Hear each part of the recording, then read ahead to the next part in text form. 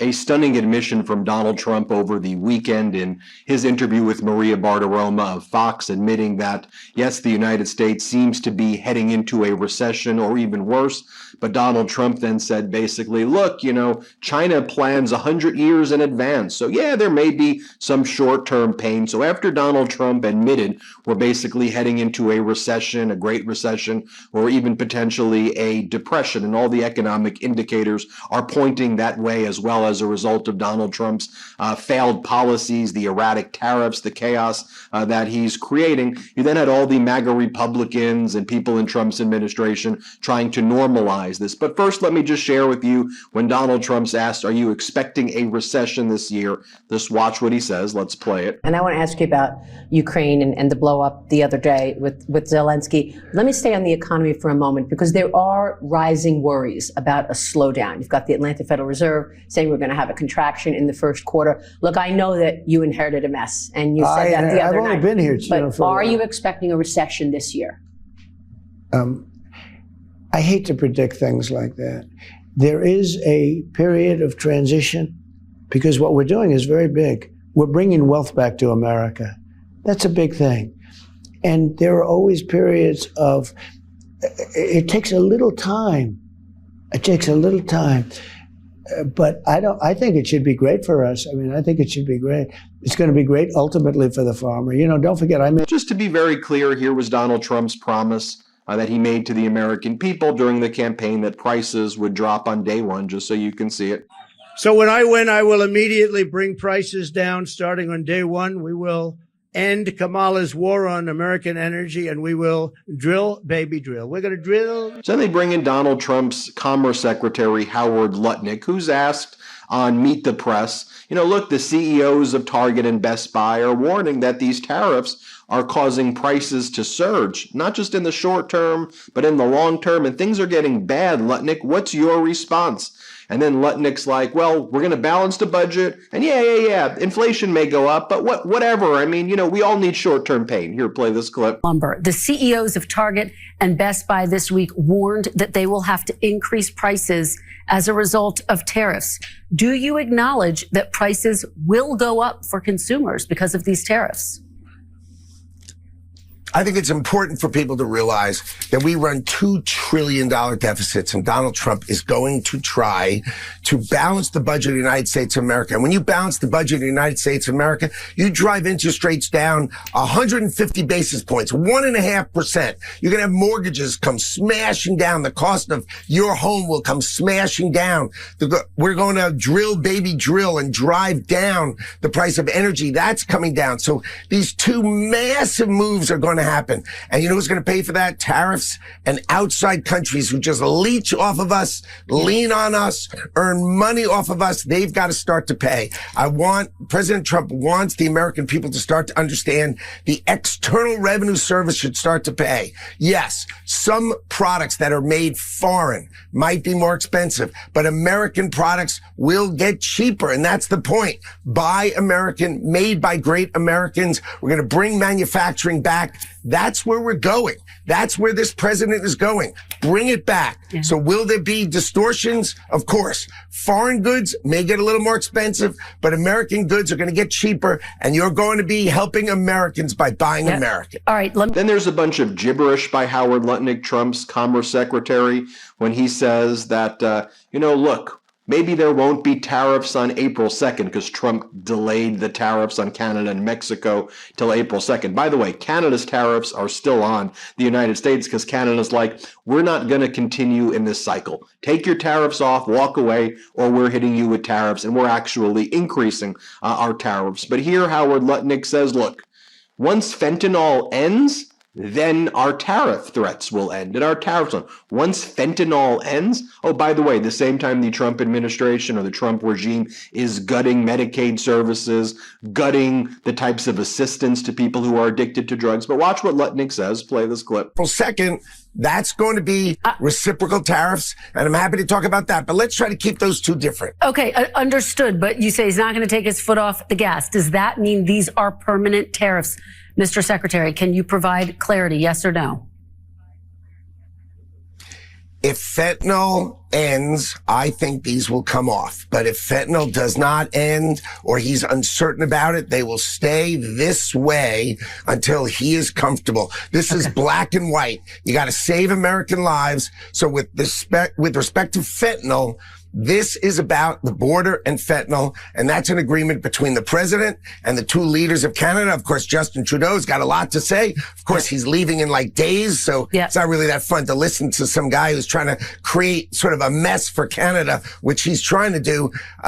President Sheinbaum did a much more calm, thoughtful conversation with President Trump, and that's why this is the result. She was able to negotiate it because she said 1,000 more people on the border, stopping fentanyl from coming into this country. Mr. Secretary. Now let me show you Donald Trump's head of his National Economic Council, Kevin Hassett. Here he suggests that, look, Canada is really covering up all of the fentanyl that they're bringing into the U.S. That's why the number seems so small. There's a massive Canadian fentanyl cover-up. I mean, these idiots in the Trump regime are not learning their lesson. Canada has stood up to the United States. Canada's sick and tired of the defamation and the bullying and the lies. But the Trump regime continues to do it and places the American markets in peril and puts it already in peril. Here, play this clip.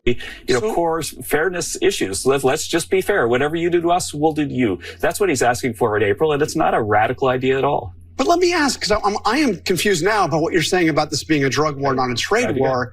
So let's just take Canada. Mm-hmm. I mean, you said Canada's shipping fentanyl into the United States. I mean, I don't think that's happening. Sure. I mean, 1% of fentanyl is being smuggled across the border. 1%. I mean, Canada's not a major source at all of fentanyl in the United States, are they? Well, yes, they are a major source. And I can tell you that in the Situation Room, I've seen photographs of fentanyl labs in Canada that the law enforcement folks were leaving alone. Canada's got a big drug problem, even in their own cities. Go walk around, Toronto and see what it's like. And you'll see that it is a big problem. And frankly, we have intelligence that Mexican cartels operate in Canada as well. And so if you want to get the cartels out of the U.S., you got to get them out of Canada and Mexico. Okay, and then here you have Trump's National Economic Council head, Kevin Hassett, by the way, who's been wrong about everything in his life. Like, he's the guy in 1999 who predicted that the stock market was about to boom right before you had the dot-com crash. He goes, it's about to hit 36,000. And then it literally crashed. The Trump regime is made up of the biggest, dumbest people who have just survived off of grifting, and then they come back. And here he admits, yes, we're in a trade war. We're in a trade war right now when they're not trying to use that rhetoric of trade war. But here he just, again, another admission. Play this clip. If you're saying that this is an effort to make them crack down and it's worked. It's working. Yes, it's working. Then why are these tariffs the very same tariffs going back into effect on April 2nd? Well, we'll see what happens. So what's going on with the trade war is that we're going to have reciprocal tariffs in April. What's going on with the drug war is we're trying to make progress. So there is a trade war. In April, there's going to be a reciprocal tariff. And then if they lower their tariffs, we'll lower ours. But between now and then, the act that created the tariffs that you're seeing in Canada and Mexico was 100% about progress in the drug war. And that's the clear meaning of the executive order that the president signed and the clear focus of the intel briefings we're getting almost every day. Here he is again. Let's play it. The Wall Street Journal editorial board this week suggested the tariffs aren't legal, but then they also wrote this. He's treating the North American economy as a personal plaything as markets gyrate with each presidential whim. How do you respond to the Wall Street Journal? Well, I think what the president's trying to do is make it so that when we produce something, we produce it at home. Make no mistake, the trade deficit with Canada and Mexico, they accumulate to about $1 trillion a year. Add China, it's $1.5 trillion. And in a free market that didn't have any kind of finger on the scale, then what we'd see would be that those trade deficits would decline over time as currencies adjusted. But that's not happening. And so what happens now is, for example, in a typical month, $35 billion worth worth of cars are imported, and our manufacturers export about $13 billion worth of cars. And those are all jobs that Americans don't have. President Trump wants to bring the jobs home, bring the wealth home, and bring the wages home. And then you have MAGA Republican Senator Rick Scott, who was involved before becoming a politician in the biggest Medicaid fraud in American history at that time. He invoked the Fifth Amendment quite literally hundreds of times. And here Rick Scott basically says, oh, look. This isn't Donald Trump's fault. All of this is happening is Biden's fault. Here, play this clip. Quickly, if you could, sir, President Trump has acknowledged that there's going to be a little disturbance due to his economic policies. How bad is this disturbance going to be, and how long is it going to last? Well, first off, Donald Trump walked in with a crappy economy. The number of full-time jobs have been dropping almost the entire Biden administration. This is a lot of work. Now, manufacturing jobs are coming back. That had not been happening under Biden. That's a big deal. The number one thing is we got to get American manufacturing back into this country. So I'm very optimistic that we're going to get this done. Now, is it work to balance the budget? Yeah, it's work. All right. We're going to stop wasting money. So people are going to go build. We're going to go start building the private sector again and stop growing the public sector. Robert, that's going to cause some people have to change jobs. Your constituents that are living paycheck to paycheck. How long is this disturbance going to last? Well, the disturbance is the 20% inflation under Biden, the fact there's no full-time jobs. So it's already changing. We're already adding full-time jobs. We've already added 10,000 manufacturing jobs just last month. I'm very optimistic it's going to happen very quickly. Okay. I mean, inflation was high, but it was not 20%. Senator Rick Scott. That's all they do is blame Biden. By the way, here you have MAGA Republican Congressmember Van Drew. And here Congressmember Van Drew says, you know, look, the real issue, what Donald Trump is saying, is it's the trade deals are unfair. We've entered into the dumbest trade deals. What do you mean, Van Drew? MAGA Republican Van Drew, the USMCA, the deal that Trump negotiated, the deal that Trump said, oh, it's like the USMCA, it's the greatest, most bigly beautiful deal during the first administration. Here, play this clip. All President Trump is saying here is it's been unfair, and the trade agreements that China and other countries have negotiated with the United States of America, in some cases, have been blatantly unfair. Why is it okay to be unfair to America? Why do we have trade agreements where American goods get hurt and American products aren't bought? That's not right. So he's trying to, number one, level the playing field. And real quickly here, second thing that he wants to do is he's negotiating. He's negotiating to make sure we stop that flow of fentanyl. He's negotiating to make sure that we get better deals. He knows what he's doing with this, and Congress should stand behind him. I do. It may be a little bumpy at first. All of this, by the way, may be a little bumpy at first, but it's going to get better, and at the end of the day, it'll be good. All right. And just so I can bring receipts when I do these videos, I'll go with the right-leaning Wall Street Journal. This is how they describe the American economy during the Biden administration. Right-wing, Wall Street Journal, owned by Murdoch, envy of the world. U.S. economy expected to keep powering higher. Economists lift their growth forecast in the latest Wall Street Journal survey. How about this opinion piece by Paul Krugman? Our economy isn't Goldilocks. It is better than Goldilocks. How about this from Axios?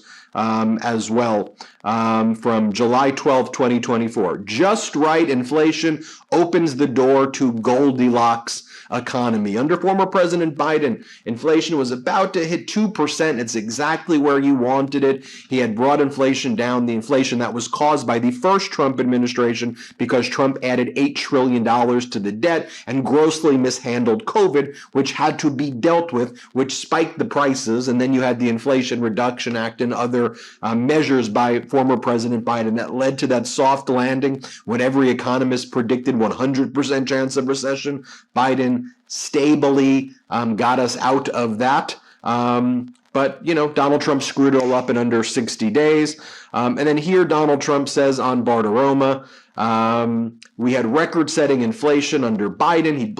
He blames his own inflation first on Biden, and then he brings back the inflation with the same failed policies, but even worse. Here, play this clip. You wouldn't have had inflation. We had record-setting inflation under Biden. It was a killer.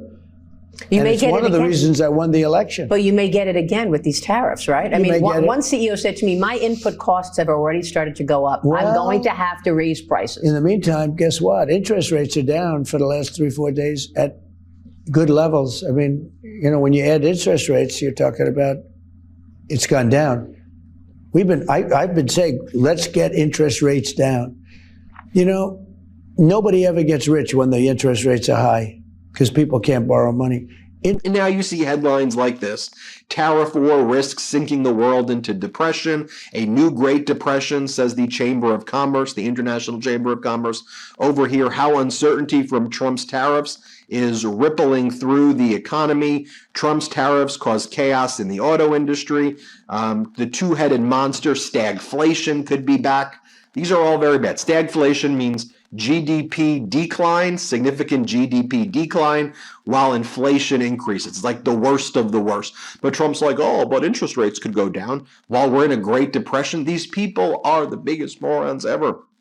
And you hear them admitting it. And their whole language right now is, oh, the American people need to have short-term suffering. The American people need to detox. This is a detox period. It's so utterly ridiculous. Anyway, we'll keep fighting for you every step of the way. We'll expose this. We'll keep covering the protests that we've been covering. We'll keep covering the Bernie rallies. Let me know what you think. Hit subscribe. Let's get to 5 million subscribers. Thanks for watching.